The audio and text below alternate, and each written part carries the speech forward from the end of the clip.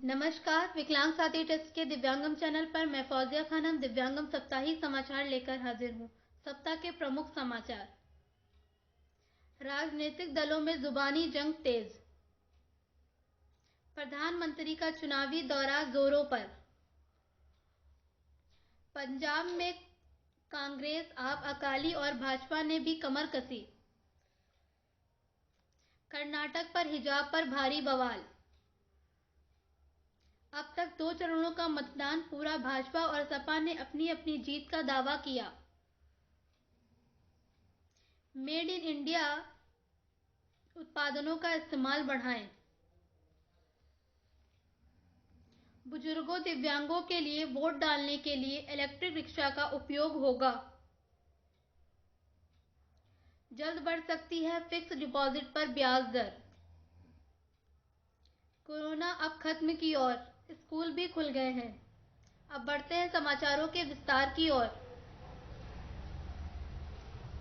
गृह मंत्री अमित शाह ने कानपुर में दौरा करते हुए कानपुर वासियों से अधिक संख्या में वोट डालने की अपील की है। वहीं योगी आदित्यनाथ ने भी कासगंज, फिरोजाबाद, बक्सी का तालाब में भी सभाएं की हैं। समाजवादी पार्टी के नेता अखिलेश यादव ने कहा है कि दोनों चरणों में भाजपा एक भी जगह नहीं जीत रही है। बसपा के नेत्री मायावती ने भी कहा है कि परिणाम आने पर सरकार बसपा की ही बनेगी। नितिन गडकरी, मनोज तिवारी ने भी भाजपा के समर्थन में धुआंधार प्रचार किया। इससे पहले कांग्रेस ने भी अपने घोषणा पत्र में महिलाओं के लाभ देने संबंधी अनेक वादे किए हैं। प्रियंका गांधी भी जोर शोर से पंजाब में चुनाव प्रचार में लगी हैं। पंजाब में राहुल गांधी के सभा भीड़ में कम होने से वह नाराज हो गए।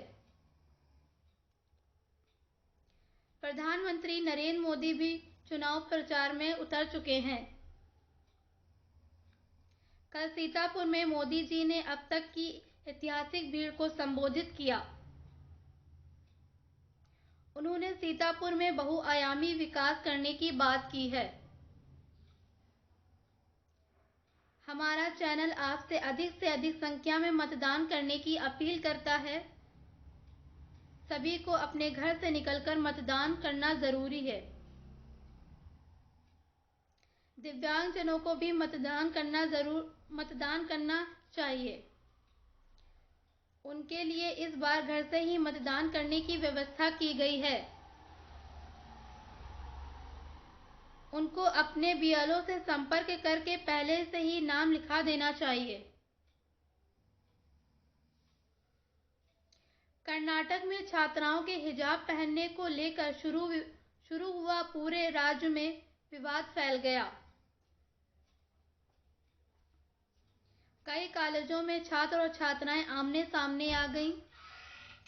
कर्नाटक में 3 दिनों के लिए सभी स्कूल कॉलेज बंद कर दिए गए, जो कि अब खुल गए हैं।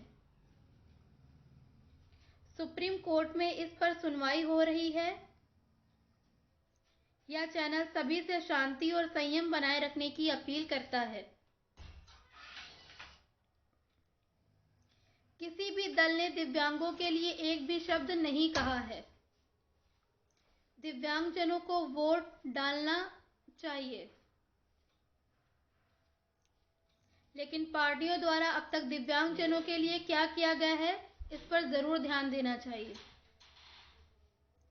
अभी तक अगर देखा जाए तो बहुजन समाज ने उत्तर प्रदेश में विकलांग शक्तिकरण विभाग का गठन किया था। दूसरे, भाजपा ने अपने समाप्त हो रहे कार्यकाल में 2 बार पेंशन बढ़ाई है। समाजवादी पार्टी ने अपने पूर्व कार्यकालों में दिव्यांगजनों के लिए कुछ किया हो, ऐसा कहीं ढूंढने से नहीं मिलता है। कोरोना की तीसरी लहर में गिरावट देखने को मिल रही है। अब कोरोना की संक्रमण दर घटकर 5% पर पहुंच गई है। केंद्रीय स्वास्थ्य मंत्रालय ने कहा है कि मरीजों की संख्या बढ़ने में कमी आई है और ठीक होने वालों की संख्या में जबरदस्त बढ़ोतरी हुई है, लेकिन मास्क लगाना और सोशल दूरी बनाए रखने की सावधानी जरूर रखनी चाहिए। बच्चों के स्कूल भी खुल गए हैं। यह थे आज के प्रमुख समाचार। अब सुनिए चैनल के सीएमडी श्री विष्णुकांत मिश्रा से, और मुझे इजाजत दीजिए। फिर मिलते हैं अगले बृहस्पतिवार को। तब तक के लिए धन्यवाद। और हाँ, आज का वीडियो ज़्यादा अच्छा नहीं बन पाया है क्योंकि मैं बहुत देर से वीडियो बना रही हूँ। आज मैं बाहर गई हुई थी और मैं थक गई थी, इसलिए आज कोई ज़्यादा अच्छी वीडियो नहीं बन रही है। उम्मीद करती हूँ नेक्स्ट एपिसोड में मैं अच्छा परफॉर्म करूँ। Thank you. नमस्कार।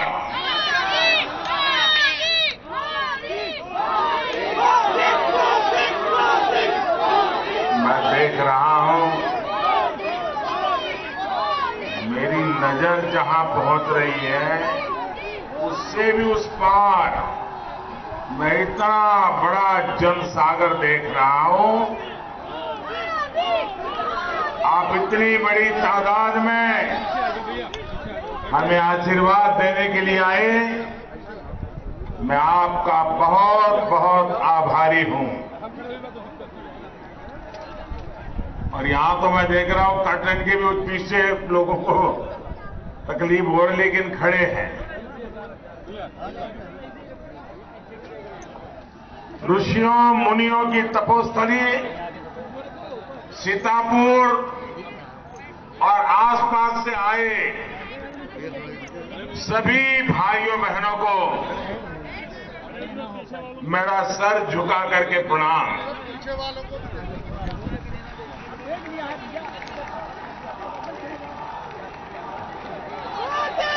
आपका ये उत्साह बता रहा है कि यूपी में अगले 5 चरणों में भी बीजेपी का ही परचम लहराएगा। अब आप सभी को मित्रों, अभी सादिया खानम से आपने समाचार सुना। समाचारों को हमने यथासंभव संतुलित बनाने का प्रयास किया है और आपके अभिरुचि के अनुसार समाचार देने का प्रयास भी किया है। आज मैं एक अपील करना चाहता हूं। इन समाचारों के बाद जो समीक्षा का दायित्व मुझे मिला है, उस दायित्व के अनुसार ही लोकहित में हम एक अपील करना चाहते हैं। अपील ये है कि आप एक लोकतांत्रिक देश भारतवर्ष के एक सम्मानित नागरिक हैं, चाहे दिव्यांग हो, गैर दिव्यांग हो, बुजुर्ग हो, महिला हो, पुरुष हो, जो भी बालिग मतदाता है, सभी का एक दायित्व बनता है कि वो हर हालत में, हर परिस्थिति में अपना वोट जरूर डालने जाए। बड़ा सरकारें प्रयास कर रही हैं कि हम कोशिश करें कि ज्यादा से ज्यादा मतदान का प्रतिशत बढ़े, लेकिन नहीं बढ़ रहा है। हमें वर्ग, लिंग भेद, वर्ग भेद, क्षेत्र भेद सब भूल करके जिस भी प्रत्याशी को आप मत देना चाहते हो उसके लिए आप घर से निकलिए। आज मतदान है, ये सोच करके आज बड़ा आराम से सो के उठ रहे हैं, फिर नाश्ता पानी कर रहे हैं, घर पे बैठे हुए हैं, बातचीत करते हैं, लफाजी अपने कंप्यूटर देख देख के, टीवी देख देख के वहां आ जाता है, अरे ये फलानी पार्टी, हमारी पार्टी जीत जाएगी। जो भी आपका रुचि है, बस उसको अब हमको क्या जाने, वो तो एक वोट से कोई फर्क नहीं पड़ता। फर्क पड़ता है, एक वोट से फर्क पड़ता है। जब एक वोट आप देने नहीं जाएंगे तो सबसे बड़ा फर्क ये पड़ता है कि आपके मन की सरकार नहीं बनेगी, और जब जो भी सरकार बनेगी फिर आपको अधिकार नहीं है कि आप उसकी कुछ आलोचना कर सकें। आपको ये नहीं मिला, वो नहीं मिला, ये होना चाहिए था, वो नहीं मिला, नौकरी नहीं मिली, भोजन नहीं मिला, हमारे भूखमरी है, ये कुछ, ये सब कहने का अधिकार फिर आपका समाप्त हो जाता जब वोट नहीं डालने जाते। आपको वोट डालना ही होगा। और वोट डालने में मूलभूत 5-6 चीजों को आप ध्यान रखिए। आपके अपने क्षेत्र के विकास पे कौन व्यक्ति सबसे ज्यादा काम कर सकता है, कौन प्रत्याशी, पार्टी भी प्रत्याशी भी। वैसे प्रत्याशी की बहुत बड़ी भूमिका नहीं होती, जो भी पार्टी जीतती है पार्टी अपने जो घोषणा पत्र है उनके अनुसार ही काम करती है, कभी कभी नहीं भी करती है और कभी करती भी है। तो उसको देखे, उसका ट्रैक रिकॉर्ड देखे कि कैसा पिछला रहा है, कितनी घोषणाएं की, कितने सही की। उस व्यक्ति को, उस पार्टी के व्यक्ति को वोट देने का प्रयास करिए और उस प्रयास में आपका हित है। आपको दिव्यांग हित में देखिए कि अब देखिए सबसे बड़ी बात है कि इधर इस चुनाव में पहली बार है, चाहे पंजाब हो, मणिपुर हो, गोवा हो, उत्तराखंड हो, उत्तर प्रदेश हो, सब कहीं सभी के घोषणा पत्रों में तो नहीं है दिव्यांगों का मुख्य उद्देश्य, लेकिन कहीं न कहीं घोषणा पत्र की किसी न किसी बिंदु पर दिव्यांगों की चर्चा जरूर आई है।